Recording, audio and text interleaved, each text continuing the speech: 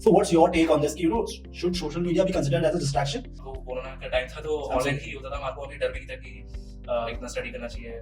One final review of AccuJob if you had to give. जो parents का donation थी वो नहीं काम Hi guys, welcome to AccuJob's YouTube channel. I am Levin from Team AccuJob. Today we have a very special guest with us. He is one of our students and now an alumni, Anmol. And he has come down to Gurgaon's office to visit us and share his journey of AccuJob's preparations. And along the way, we'll also get to know more about it. So, hi Anmol, how are you doing? या fine Great. कैसा office आने में कोई दिक्कत तो नहीं हुई? ना कोई नहीं। Great. So, let's just start with your upbringing and how your schooling was. कहाँ से स्कूल किए थे? कैसा था schooling? Okay so Saint Xavier's मतलब मैंने दिल्ली में पढ़ा हूँ और दिल्ली में बॉर्न हूँ। वहीं से स्कूलिंग करी थी। उसके बाद मैंने डिप्लोमा स्टार्ट कर दिया था अपना 2015 में। उसका 18 के बाद मैंने बीटेक अपनी कंटिन्यू करी थी। तो स्कूलिंग के टाइम आप जो कह रहे थे उसमें आपको कभी लगा था कि टेक में ही जाना है, कि जैसे कीड़ा था, जैसे सबको होता है कि क्रिकेटर बनना है, पायलट बनना है? हाँ ऐसा मुझे था। जैसे पहले तो मैं यही सोचता था कि मुझे पायलट बनना है। उसके बाद धीरे धीरे पता चला कि कंप्यूटर साइंस भी एक नाम की कोई चीज़ होती है। तो उसके बाद फिर मैंने देख लिया था कि अब मैं बीटेक ही करूँगा। अच्छा ठीक है। तो आपकी स्कूलिंग हो गई, उसके बाद आप कॉलेज स्टार्ट कर दिए। कॉलेज में ऐसा होता है ना कि स्कूल के बाद एनवायरनमेंट अचानक से चेंज हो जाता है। You get a lot of freedom, आपके फोन आ जाता है, आप और दोस्त बन जाते हैं। तो उस टाइम पे आपको कैसे लगा था कि कोई डिस्ट्रैक्शन हो गया है, कि लग रहा था कि नहीं अब तो थोड़ा समय मजे ज्यादा कर लेता हूँ? हाँ स्कूल टाइम भी होता था, थोड़ा पंचुअल रहना पड़ता था, नहीं तो डांट खानी पड़ती थी अगले दिन जाकर। करेक्ट। उसका जब डिप्लोमा में जब मेरा आया तो मतलब कि कोई कुछ कहता ही नहीं था मतलब कि जो मर्जी करो। तो डिप्लोमा के बाद थोड़ा सा जब मेरे पास इंटर्नशिप का जब टाइम आया था, थोड़ा सा मुझे प्रेशर हुआ कि भाई अब तो कुछ करने है, लाइफ में कुछ करना है। तो मैंने सोच लिया था तभी से कि जब मैं बीटेक पे कंटिन्यू करूंगा अपना तो अब मैं कुछ ना कुछ करूंगा। और ये बीटेक का कीड़ा अपने आया कहाँ से? जैसे कोई हमारे साथ होता है कि नॉर्मली इंडियन फैमिलीज में ऐसा होता है कि आपके बड़े भाई हैं, बड़ी बहन है, कोई रिश्तेदार हैं जो कर रहे थे, आपको लगता है कि हाँ ये तो बहुत अच्छा कर रहे हैं लाइफ में, तो मैं भी ये सेम चीज कर लेता हूँ। तो आपका इंस्पिरेशन कौन था उस चीज में? इंस्पिरेशन मेरा ऐसा कोई इंस्पिरेशन नहीं था, बट मैंने क्या कहते हैं जब डिप्लोमा के बाद मैंने फेस करी प्रॉब्लम कि जब मैं जॉब के इंटरव्यू के लिए जाता था तो विदाउट डिग्री ना वो आपको ऐसा कैंडिडेट नहीं समझते, बल्कि वो मतलब ऐसे समझते कि आप कैंडिडेट नहीं हो, ट्रीट नहीं करते सही से। तो मैंने देखा कि कई जगह बीटेक डिग्री रिक्वायर्ड ही होती थी, डिप्लोमा को मतलब कि नहीं ऐसा डिग्री मांगते थे। तो फिर मैंने कहा कि इसको अब कर लेना चाहिए। Got it. तो यू बिलीव कि चलो अपस्किल कर लेना चाहिए, सर्टिफिकेशन कर लेना चाहिए। ठीक है। Coming to your BTech education, तो वो कैसा था? कैसे लर्निंग्स थी, कैसे क्या हुआ, कैसे सब्जेक्ट्स थे? बीटेक तो काफी अच्छी रही क्योंकि थर्ड सेमेस्टर में जब मेरा एडमिशन हुआ तो तब से थोड़ा सा मैं अवेयर था मतलब कि मुझे क्या क्या करना है। मैंने थोड़ा सा शेड्यूल बना रखा था कि इस ईयर तक मुझे लास्ट ईयर से पहले मुझे डीएसए का थोड़ा सा कुछ तो होना चाहिए था कि मेरा प्लेसमेंट रेडीनेस है। और थोड़ा थोड़ा मैंने कहा कि ट्राई करता था कि भाई इंटर्नशिप लगे तो अच्छी बात है। बीच में इंटर्नशिप नहीं हो पाई क्योंकि मैं थोड़ा सा डीएसए पे ज़्यादा फोकस करने लग गया था थोड़ा। और फिर मैं ऐसे प्रोग्राम की भी मतलब कि सर्च में था कि जो मुझे ट्रेन करे, जो मुझे गाइड करे और मुझे प्लेसमेंट में हेल्प कर सके। तो आपको एक चलो हम एजुकेशन के बारे में बात करते हैं, इंडियन एजुकेशन के बारे में, है ना, कि हम एक फिक्स करिकुलम होता है कि हम आप कॉलेज जाओ, आप बैठो, वहाँ पढ़ाई करो, दोस्तों से मिलो, वापस आ जाओ। तो what do you think is lacking from the current education system, जो आपको लगता है कि यार ये कॉलेज मुझे नहीं पाया, इसलिए मुझे एक अपस्किल करने के लिए कोर्स बाहर से लेना पड़ा? देखो इंडियन कॉलेजेस में क्या होता है कि हमारा जो सर्कुलम है ना वो रिपीट हो जा रहा है, उसमें कुछ फ्रेश अपडेट्स होते नहीं है और वो सारा 90% थ्योरी बेस्ड होता है, प्रैक्टिकल नहीं होती इसमें नॉलेज। ठीक है, वो तो आपको अपना अगर आप पीयर ग्रुप बना रखो अच्छा, या किसी अच्छे कॉलेज में अगर आप टायर 2 टायर 1 हो तो उनका पीयर ग्रुप बनाता तो हो जाता है, बट टायर 3 कॉलेजेस में ऐसा नहीं होता। तो मैंने सोच लिया था कि भाई ऐसा मतलब कि मुझे कुछ ना कुछ तो करना ही पड़ेगा। Got it. Talking about distractions, अब जैसे मुझे याद आ रहा है मेरे कॉलेज डेज से कि डिस्ट्रैक्शंस इतने ज्यादा होते थे कि सपोज मुझे लगता था कि हाँ यार मेरे पास लिमिटेड टाइम है, मैं 3 साल के लिए हूँ कॉलेज में, तो मैं घूम लेता हूँ टाइम, है ना, क्योंकि ये कभी वापस नहीं आने वाला है। मैं एक कॉर्पोरेट स्लेव बन जाऊंगा, मैं एक जॉब ज्वाइन कर लूंगा, तो मुझे दिन भर काम करना पड़ेगा। तो मुझे लगता था कि मैं दिन भर घूमते रहूँ। तो how did you deal with all this, कि आपको ऑफ कोर्स आपका बीटेक था, आपके साथ एक्चुअल जॉब भी था, उसमें भी आपको टाइम देना पड़ता था, and lot of other things as well, right? Social media being the top of it, reels देखना, ये सब करना। तो how did you cope up with it? देखो डिस्ट्रैक्शंस हर किसी की लाइफ में होती है, कॉमन पार्ट है। ये हमारे ऊपर डिपेंड करता है कि हम कैसे उनको कितना मतलब इंपॉर्टेंस दे रहे हैं। अगर हमको ज्यादा इंपॉर्टेंस देंगे अपने आप स्किल को कम देंगे तो ऑफ कोर्स बहुत ज्यादा उसका लेवल हो जाएगा। तो काफी मेरे भी बहुत सारे डिस्ट्रैक्शन थे शुरू में। देखो मतलब कि पेरेंट्स जैसे या घर वाले कुछ ना कुछ गाने जाना होता था तो वो बोल देते थे ले आओ, तो इसमें क्या होता था कभी भी 1 घंटा 2 घंटा 3 घंटे भी चले जाते थे। या फिर फ्रेंड्स के साथ जैसे कभी पार्टी चलेगी या बहुत जगह घूमने के लिए इधर उधर चले जाते थे। तो फिर बाद में मुझे लगा कि इन डिस्ट्रैक्शंस को मतलब कि मैंने डिसाइड कर लिया था कि अगर मुझे कुछ बनना है, मैंने ये डिसाइड कर लिया था कि लास्ट ईयर से पहले मुझे प्लेसमेंट चाहिए। तो मैंने डिस्ट्रैक्शंस को पहले नोट डाउन करा कि क्या क्या डिस्ट्रैक्शंस आ रही है, मैंने इनको 3 पर set I have kept decide that. Okay got it. So उस तरह से डील किया। उसका मैंने डेली अपना रिवाइज करना शुरू करा। उसके बाद मुझे पता था कि और मैंने एक पीयर ग्रुप बना लिया था, एंट्री हो गई थी आपकी।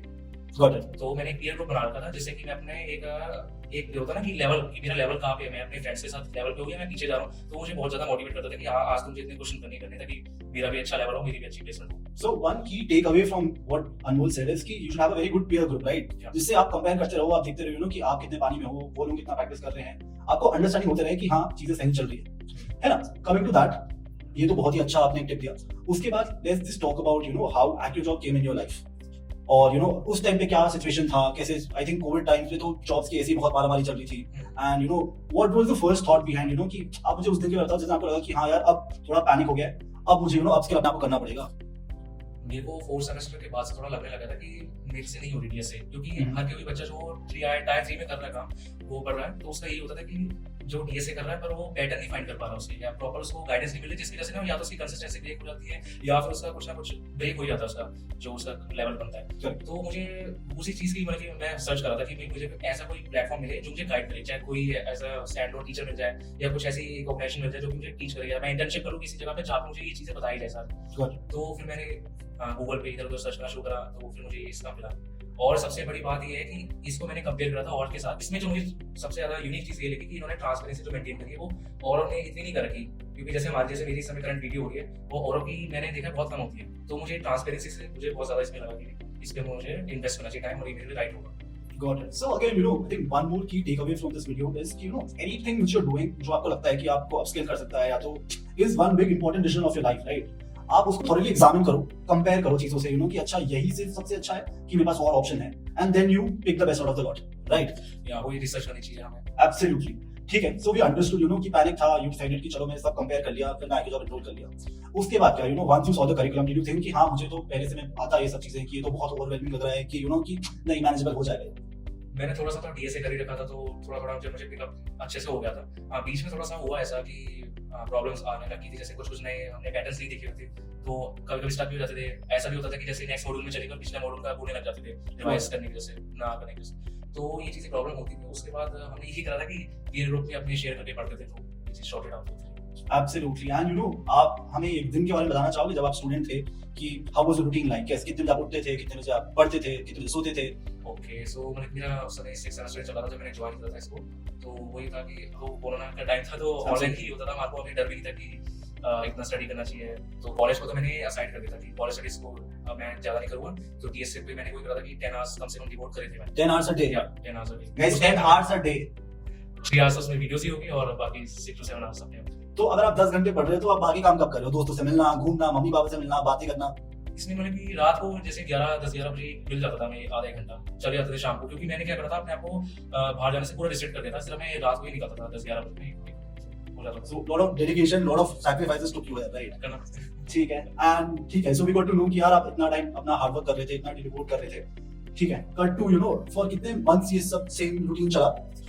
ये 3 मंथ्स तक तो सही चला था, बट जैसे हर सेमेस्टर में होता है ना, लास्ट में आपके एग्जाम आते हैं तो आपको फिर देखना पड़ता है उसका, करेक्ट, तो थोड़ा सा फिर हो जाता है, कंसिस्टेंसी थोड़ी सी ब्रेक हो जाती है, नहीं तो ये सही चल रहा था 3-4 मंथ्स तक तो सही चल रहा था। Got it. And now we talked about the good things, the basic things which everyone should follow, right? But life में हमेशा ऐसा नहीं होता, राइट? आप एक रूटीन पे फॉलो करोगे, there has to be some days कुछ हो गया, कुछ मन नहीं किया, there is some low point. So would you like to talk about that, because I think anyone who is watching would relate to it कि जब आप एक गोल सेट करो, हर दिन आपका डे 100 नहीं होता, राइट? एक दिन आपको लगता है कि यार आज तो मेरा डे 20 चल रहा है कि मुझे उतना मजे नहीं आ रहे, काम करने का मन नहीं कर रहा है, मेहनत करने का मन नहीं कर रहा है, तो आपके उस पूरे फेज में ऐसे कुछ दिन आया था?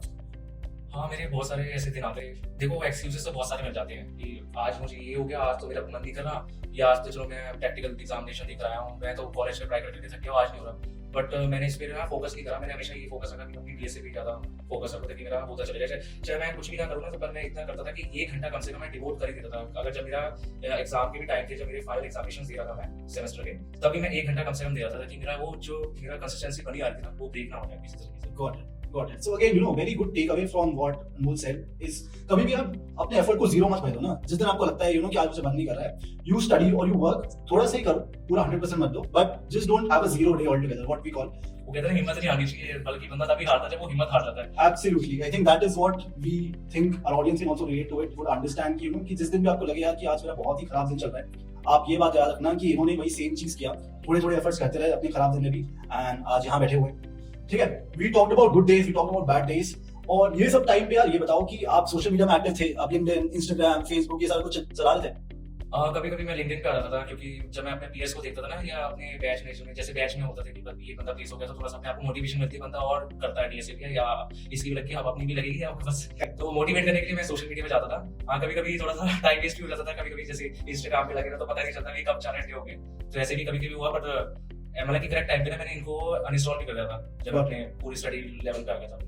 Okay, I think one thing which we at AccuJob get a lot is कि students try to struggle कि सोशल मीडिया को हम एज अ डिस्ट्रैक्शन ट्रीट करें कि as a part time treat करें, राइट? मतलब कि सपोज आपने 3 घंटे पढ़ाई कर ली है, अब आपको माइंड फ्रेश करना है आपका, तो you go to social media, आपने थोड़ा स्क्रॉल किया, कुछ देखा। So what's your take on this कि should social media be considered as a distraction, कि एक तरीका हो गया आपका माइंड फ्रेश करने का? देखो, इसको पार्ट टाइम लिया जा सकता है, क्योंकि अगर आप किसी चीज, अगर आप सोशल मीडिया को एज अ रिसर्च के लिए यूज कर सकते हैं, जैसे आप लिंक्डइन पे गए, आपको बहुत सारा स्टडी मटेरियल मिलता है, ठीक है, अलग अलग चीजों के लिए पढ़ने के लिए, आपको बहुत सारे प्रोफेशनल मिल जाते हैं जो आपको गाइड भी कर सकते हैं, जैसे आपको कुछ चाहिए या और ऐसे अगर मैं मान लो फेसबुक या यूट्यूब, तो आप एज अ रिसर्च के लिए यूज कर सकते हो कि आपको नया टॉपिक पढ़ना है, जैसे मान लो आपको क्लास में कुछ समझ नहीं है, तो आप यूट्यूब पे जाकर कर सकते हो। तो ये टोटली डिपेंड करता है कि इंडिविजुअल कैसे यूज कर रहा है उसको। Got it. ठीक है, so we talked about your college days, your school days, your preparation days. Now coming to the D-Day, right? जिस दिन आपको पता चला कि आपका प्लेसमेंट हो गया है। जब मैं मतलब कि मेरा जब इंटरव्यू शेड्यूल हुआ ना, वो 5 to 10 डेज के बाद ही था, जब मेरे एग्जाम्स हो रहे थे सेमेस्टर। तो मेरा बिल्कुल कॉन्फिडेंस लो था उस समय कि भाई अब तो मेरा एक घंटा देकर मैंने डीएसए करी है, वो भी वो तो कर रहा था मैं। तो मेरे को बिल्कुल ऐसे, मैंने जब जिस दिन मेरा था ना इंटरव्यू दे, तो मैं ऐसे कहता कि हो गया तो ठीक है, नहीं हुआ तो कोई दिक्कत नहीं, अभी तो बहुत टाइम है मेरे पास। मेरा क्योंकि 6 मंथ की स्टार्टिंग थी, तो मेरे को पता था कि हो जाएगा, तो मेरे को कोई लोड नहीं था मेरे ऊपर, मेरा फ्रीली हो गया। मुझे जब पता चला ना कि मेरा हो गया, मतलब कि यार, मतलब कि जितना स्ट्रेस था ना, जैसे 3-4 मंथ से मेरे को बहुत ज्यादा स्ट्रेस है कि होगा भी नहीं होगा, थोड़ा सा मैं अपने बैच मैनेजर को परेशान करता रहता था कि कॉल करके कि हर कब होगा, कंपनीज कब आएगी, कैसे। तो थोड़ा सा हो गया था, जब हुआ बहुत अच्छा लगा। Got it. And how was your parents' reaction जब आप बताया कि चलो अब आपका बच्चा फाइनली प्लेस हो गया, इतने महीनों की मेहनत रंग लाई? देखो, पेरेंट्स की ना 2 रिएक्शन थे, एक बिफोर और एक आफ्टर का। Okay. जब मैंने इसको ऐसे प्रोग्राम को देख रहा था ना, तो वो कहते कि इसमें टाइम इन्वेस्ट करने का वो नहीं बनता, ठीक है, आप मत इन्वेस्ट करो, क्योंकि एज अ ब्रांड वैल्यू अगर आप देखी जाए ना, तो ये भी आफ्टर प्लेसमेंट प्रोग्राम की अभी इतनी नहीं बनी इंडिया में। Got it. ठीक है, तो मैंने काफी रिसर्च के बाद ही इसको चूज करा था, कि मैंने ट्रांसपेरेंसी देखी, अपने पेरेंट्स को वीडियो दिखाई थी, ये भी बच्चे प्लेस हो, तो उन्होंने कहा चलो ठीक है, आप यहाँ ट्राई कर लो। वैसे वो मना ही करते, पर उन्होंने कहा चल तेरी अगर मर्जी तू कर ले, बट ये सच वो, ये भी मतलब कि ट्रांसपेरेंसी दिखाने के बाद हुआ। उसके बाद जब वो प्लेसमेंट हुआ था, वो माने भी जी, चलो हो गया ये सही है। Nice. And I think one thing which a lot of our current students would also want to know, and anyone watching is, एक आप एक फ्लो में रहते हो, राइट? अब जब काम करते रहते हो और जब आपको लगता है कि हाँ मेरा जो D-Day है, which is the placement interviews है, ये सारी चीज आने वाली है, तो आप अपना प्रिपरेशन को ना टॉप नॉच कर देते हो। Like how to give you very good example, आप दिन में 1 घंटे पढ़ते हो, आपको लगता है कि हाँ मेरा एग्जाम आने वाला है, आप अपना प्रिपरेशन को बढ़ा देते हो, राइट? तो what things you change as a person और एज अ स्टूडेंट कि आपको लगा कि हाँ इसके कारण तो मेरा प्लेसमेंट होने का चांस और बढ़ गया? ठीक है, देखो मैंने क्या करा था, जब मुझे पता लग गया था कि मेरा अब 6 मंथ आ गया, अब खुल गया है मेरी प्लेसमेंट विंडो, तो मैंने क्या करा था, एक शेड्यूल तो मैंने बना ही रखा था कि मेरे को इतने आवर्स डिवोट करने हैं। और फिर मैंने क्या करा था, ये अपनी जैसे ग्लासडोर होगी और भी बहुत सारी वेबसाइट्स हैं, इनसे मैं क्वेश्चंस निकाल के प्रायर जो प्रीवियस इंटरव्यू क्वेश्चंस थे वो पढ़ने लग गया था, क्योंकि लास्ट मोमेंट में आपको प्रिपरेशन से ज्यादा इनकी जरूरत होती है, कैंडिडेट्स की और उनकी। तो मैं यही करता था, रिवाइज करना था और यही इनको निकाल के करता रहता था ये चीजें। So again, one major takeaway from this video is last moment में preparation won't really help you that much, right? वो आपने साल भर जो मेहनत की है वही आपको काम आएगी। Last few days, few months में, फ्यू वीक्स में you need to find the right patterns, right? और मैंने से राइट पैटर्न्स आई मीन कि आप देख लो कि अच्छा फ्रीक्वेंटली आस्क्ड क्वेश्चन्स, जो कि मोस्ट फ्रीक्वेंटली आस्क्ड क्वेश्चंस, ये सारी चीजें आप अगर प्रैक्टिस कर लोगे तो आपका इससे मोरल बूस्ट होगा। Good point. Again money brings you back to one thing यार, कि जब हम कॉलेज में थे हमारे पास तो पैसे होते नहीं थे, वी टेक पैसे फ्रॉम मॉम एंड डैड। तो उस टाइम आपका क्या सिचुएशन था, आप कैसे पैसे मैनेज करते थे? कि आप डे टू डे एक्टिविटीज में कैसे क्या करते थे, सो दैट प्लस एक आपने एक्स्ट्रा कोर्स भी ले लिया है ना, तो उस बारे में बताइए कि आप कैसे मैनेज करते थे उस टाइम? मनी का ऐसा कोई इशू नहीं था, क्योंकि पेरेंट्स से मांगा तो पेरेंट्स को दे देते थे। और एक्चुअली का काफी अच्छा, क्योंकि ये आफ्टर प्लेसमेंट प्रोग्राम है, तो मुझे इसमें कोई दिक्कत नहीं लगी। मुझे पता है यार मेरे को प्लेसमेंट के बाद ही देना पड़ेगा, और मनी का ऐसा कुछ रहा ही नहीं। फेयर, ठीक है। नाउ दैट वी नो कि आप पैसे से क्या करोगे, one piece of advice you like to give जो अभी बच्चे हैं आपके जैसे, जो थोड़ा सा भी मेहनत कर रहे हैं, थोड़े से मोटिवेटेड है कि कुछ ना कुछ करेंगे, what is one piece of advice you like to give to them? मेरी कई सारी एडवाइस रहेगी इसमें। एक तो ये होता है कि बच्चा जब प्रोग्राम में किसी एनरोल है, चाहे एक्टिव जॉब का चाहे किसी भी हो, तो क्या होता है कि बच्चा जब 3-4 महीने हो जाते हैं ना, उसको थोड़ा डिमोटिवेट हो जाता है कि मेरी कब लगेगी। तो आपको हमेशा ना क्या करना चाहिए कि लिंक्डइन पे जाओ या इधर जाओ और मतलब कि देखो कौन कौन सा प्लेसमेंट हो, उससे मोटिवेट हो। ठीक है, दूसरी बात ये होता है कि आपको एंगेज रखना है। आपको डीएसए में क्या होता है कि बच्चे मतलब कि हार जाते हैं, कहते हैं कि अब तो आप नहीं होगा तो हम छोड़ देते डीएसए, तो आपको एंगेज रहना है। तीसरी बात ये होती है कि आप एंगेज तो हो, पर आप अपने पैटर्न भूल चुके हो। मतलब कि आप जो आपने जो डे 1 पे अपना शेड्यूल बनाया था ना रिवाइज का, जैसे वीकली में रिवाइज करना होता है, वो चीज आप नहीं कर रहे हो। तो ये बड़ी एक मतलब कि होता है ना ड्रॉबैक होता है बच्चों का कि वो रिवाइज नहीं करते, ये चीज रिवाइज करनी चाहिए। और फोर्थ एडवाइस ये है कि आपने किसी चीज पे ट्रस्ट करा, अपने अपने आप पे ट्रस्ट करो, अपने प्लेटफॉर्म पे, अपने इंस्ट्रक्टर पे, आपको सक्सेस मिलेगी। Got it. So talking about instructor, how was your feedback of the instructor from which you learned? BM के साथ कैसे रिलेशन था, लड़ाई झगड़े हुए, कुछ और हुआ, कुछ ऐसा इंटरेस्टिंग कुछ हुआ जो आप हमसे शेयर करना चाहोगे?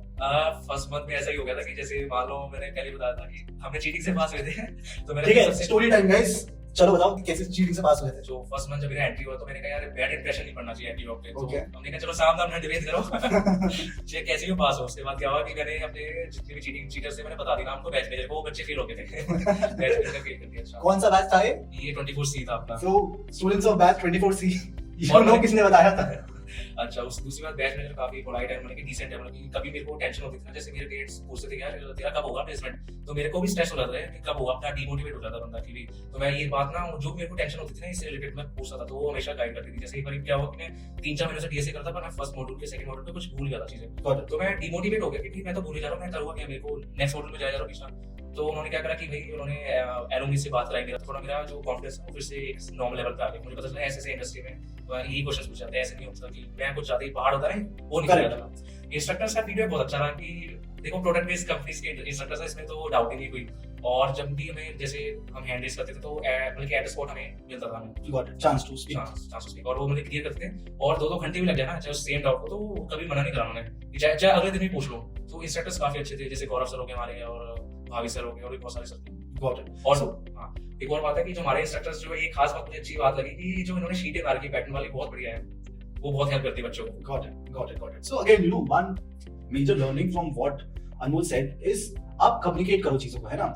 During the preparation phase, a lot of times you start overthinking about certain things कि placement होगा कि नहीं, situation कैसा है, COVID आ गया, ये हो गया, layoffs हो रहे हैं. But it's very good practice altogether to communicate, right? आप अपने बैच से पूछो, अपने दोस्तों से बात करो उस बारे में। जितना आप अंदर रखोगे अपने, उतना situation बिगड़ता जाएगा।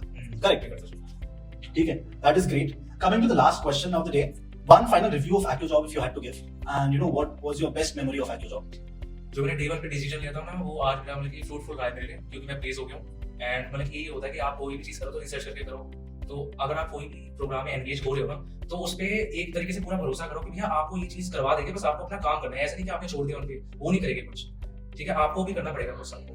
तो ये कि जो उनकी ट्रांसपेरेंसी है ये मुझे बहुत अच्छी लगी। और जो जिनकी प्लेसमेंट्स होती है तो और भी अच्छा लगता है जब हम लिंक्डइन पे देखते हैं कि भाई ये प्लेस हो, तो अच्छा लगता है कि अच्छी ब्रांड है ये, हमने नहीं, सही डिसीजन लिया। हमें भी बहुत अच्छा लगता है जब हमारे बच्चे प्लेस होते हैं।